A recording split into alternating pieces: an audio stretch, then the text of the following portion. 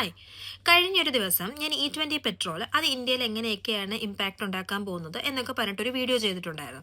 അപ്പോൾ അതിൻ്റെ കമൻറ്റ് സെക്ഷനിലായാലും എൻ്റെ പേഴ്സണൽ DMs ആയിട്ടും എനിക്ക് കുറേ മെസ്സേജസ് വന്നിട്ടുണ്ടായിരുന്നു, എന്തുകൊണ്ടാണ് ഇതിൻ്റെ നെഗറ്റീവ്സിനെ പറ്റി പറയാത്തത് എന്ന് ചോദിച്ചിട്ട്. അപ്പോൾ അതിനെ പറ്റിയിട്ടാണ് ഇന്ന് നമ്മൾ സംസാരിക്കാൻ പോകുന്നത്. ഒന്നാമത്തേതും ഏറ്റവും പ്രധാനപ്പെട്ടതുമായിട്ടുള്ള E20യുടെ ഒരു നെഗറ്റീവ് ഇമ്പാക്റ്റ് ആണ് ഇത് വാഹനങ്ങളുടെ എഞ്ചിനെ ബാധിക്കുന്നില്ലേ, അല്ലെങ്കിൽ മൈലേജിനെ ബാധിക്കുന്നില്ലേ, അല്ലെങ്കിൽ വാഹനങ്ങൾക്കുണ്ടാകുന്ന പ്രശ്നങ്ങൾ എന്ന് പറഞ്ഞിട്ടുള്ള കമന്റുകളും മെസ്സേജസും. നമുക്ക് ആദ്യം അത് തന്നെ ഒന്ന് നോക്കാം. വാഹനങ്ങളുടെ എഞ്ചിൻ തകരാറ് അല്ലെങ്കിൽ വാഹനങ്ങൾക്കുണ്ടാകുന്ന മെക്കാനിക്കൽ ഇഷ്യൂസിന്റെ ഭാഗമായിട്ട് ഏറ്റവും പ്രധാനപ്പെട്ട ഒരു പ്രോബ്ലം എന്താണെന്ന് വെച്ചിട്ടുണ്ടെങ്കിൽ എഥനോളിന്റെ ഹൈലി കൊറോസീവ് ആയിട്ടുള്ള നേച്ചറാണ്, അല്ലെങ്കിൽ അത് പെട്ടെന്ന് തുരുമ്പ് പിടിക്കാനുള്ള സാധ്യതയാണ്. ഇതിനൊരു പരിഹാരമായിട്ട് E20 ഫ്യൂവൽ ഉപയോഗിക്കുന്ന വാഹനങ്ങൾക്ക് എഥനോൾ റെസിസ്റ്റന്റ് ആയിട്ടുള്ള റബ്ബർ ഹോസുകൾ, സീലുകൾ, അതുപോലെ തന്നെ മെറ്റൽ അലോയ്സ്, പ്ലാസ്റ്റിക് ഭാഗങ്ങൾ ഒക്കെ ഉപയോഗിക്കാനായിട്ട് പറ്റും. അതുവഴി കൊറോഷന്റെ പ്രോബ്ലം നമുക്ക് സോൾവ് ചെയ്യാനായിട്ടും പറ്റും. ഇന്ത്യയിൽ 2023 ശേഷം മാർക്കറ്റിൽ അവൈലബിൾ ആയിട്ടുള്ള ഒട്ടുമിക്ക വാഹനങ്ങളും എഥനോൾ റെസിസ്റ്റന്റ് മെറ്റീരിയൽസ് ഉപയോഗിച്ച് നിർമ്മിച്ചിട്ടുള്ളവ തന്നെയാണ്. ഇനി വേണമെങ്കിൽ പഴയ വാഹനങ്ങൾക്കും ഈ മെറ്റീരിയൽസ് റീപ്ലേസ് ചെയ്ത് എഥനോൾ കമ്പാറ്റബിൾ വെഹിക്കിളാക്കി മാറ്റാനായിട്ടുള്ള ഓപ്ഷനും ഇന്ന് അവൈലബിൾ ആണ്. ഇനി മൈലേജിനെ പറ്റി പറയുമ്പോൾ എഥനോൾ ഒരു ബയോഫ്യൂൽ ആയതുകൊണ്ട് തന്നെ അതിലുള്ള എനർജി കണ്ടന്റ് കുറവാണ്. അതുകൊണ്ട് തന്നെ സ്വാഭാവികമായിട്ടും മൈലേജ് കുറയും, അത് സത്യം തന്നെയാണ്.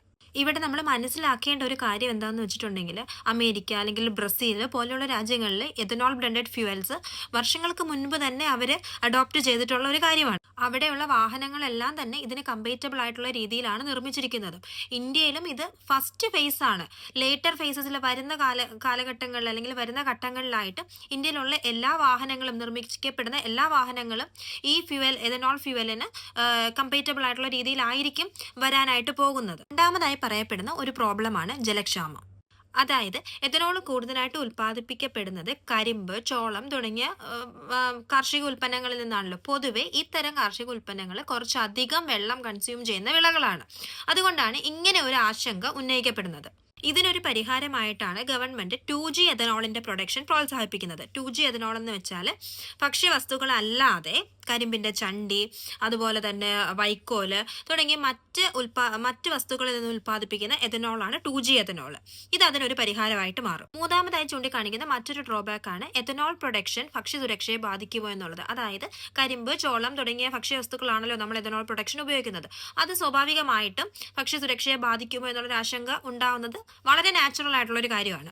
ഇതിനും ഒരു പരിഹാരമാണ് 2G എഥനോളിന്റെ ഉൽപാദനം പ്രോത്സാഹിപ്പിക്കുന്നത്. അതുവഴി നമുക്ക് എഥനോൾ ഞാൻ പറഞ്ഞതുപോലെ തന്നെ ഭക്ഷ്യ ഉൽപ്പന്നങ്ങളല്ലാതെ എഥനോൾ പ്രൊഡക്ഷൻ ഉണ്ടാക്കുന്ന ഒരു പ്രോസസ്സാണത്. ഇന്ത്യ മാത്രമല്ല, ഒട്ടുമിക്ക ലോകരാജ്യങ്ങളും എന്നും നേരിടുന്ന ഒരു പ്രശ്നമാണ് ഫുഡ് വേഴ്സസ് ഫ്യൂവൽ എന്നുള്ളത്. ഏതൊരു കാര്യത്തിനായാലും അതിൻ്റെതായിട്ടുള്ള നെഗറ്റീവ്സും ഉണ്ടാവും.